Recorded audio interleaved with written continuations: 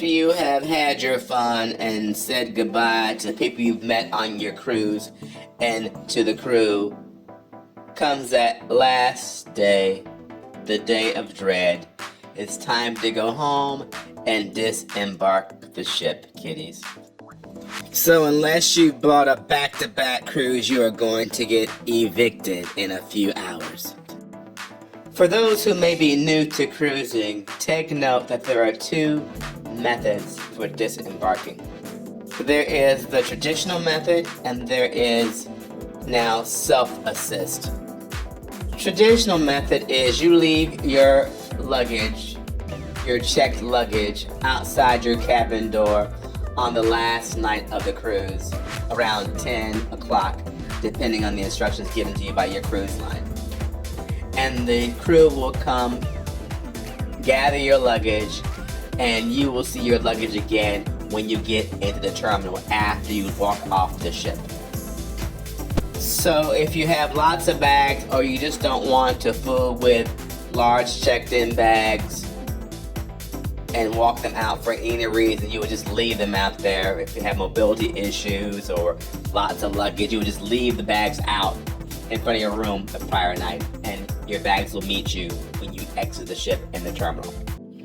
Now, with the self-assist method, you do all the heavy lifting yourself, as the name implies.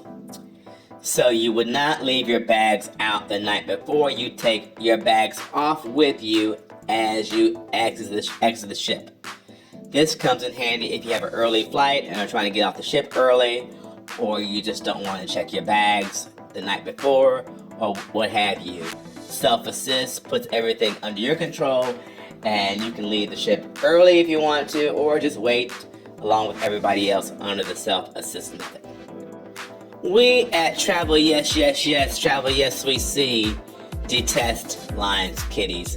So we will either get off very early or very late. We always do self-assist. So if we're doing self-assist and we're in a hurry to get out or get to the airport, we will be the first ones down there waiting to get off so we can just walk right off and walk right through customs. If we are in no hurry, we will just either go to the buffet or go to a restaurant and have a nice leisurely breakfast and sip on coffee until about 9:15 or 9:30 when the ship is nearly empty. So then we can just walk off the ship as well without waiting in line. But we always do self-assist, but it's totally up to you. We wanted to share with you a timeline of a recent trip where we docked in Miami. The ship was pulling into the harbor at around 5:40 in the morning. By about 6:10 or so, the ship was docked. The newsletter said be down at 7:15 to begin self-assist, but we always go 15 to 20 minutes early if we are in a hurry. We were walking off the ship at 7:05 a.m. and by 7:20 we were already in our van going to Fort Lauderdale Airport.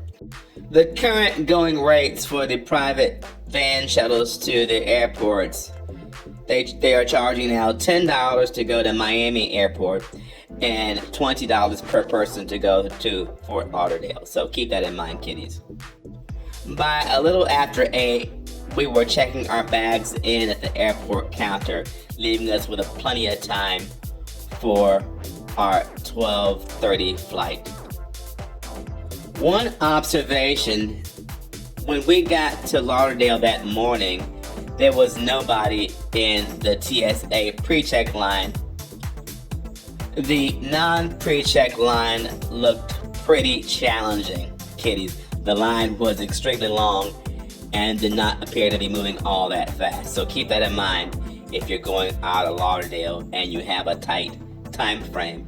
Get there as soon as possible if you don't have pre-check, because the line was a doozy. But we hope this video will be of value to some of you newbies out there. Don't forget to like and share and keep tuning in and look at our other videos on Travel Yes, Yes, Yes, Travel Yes We See.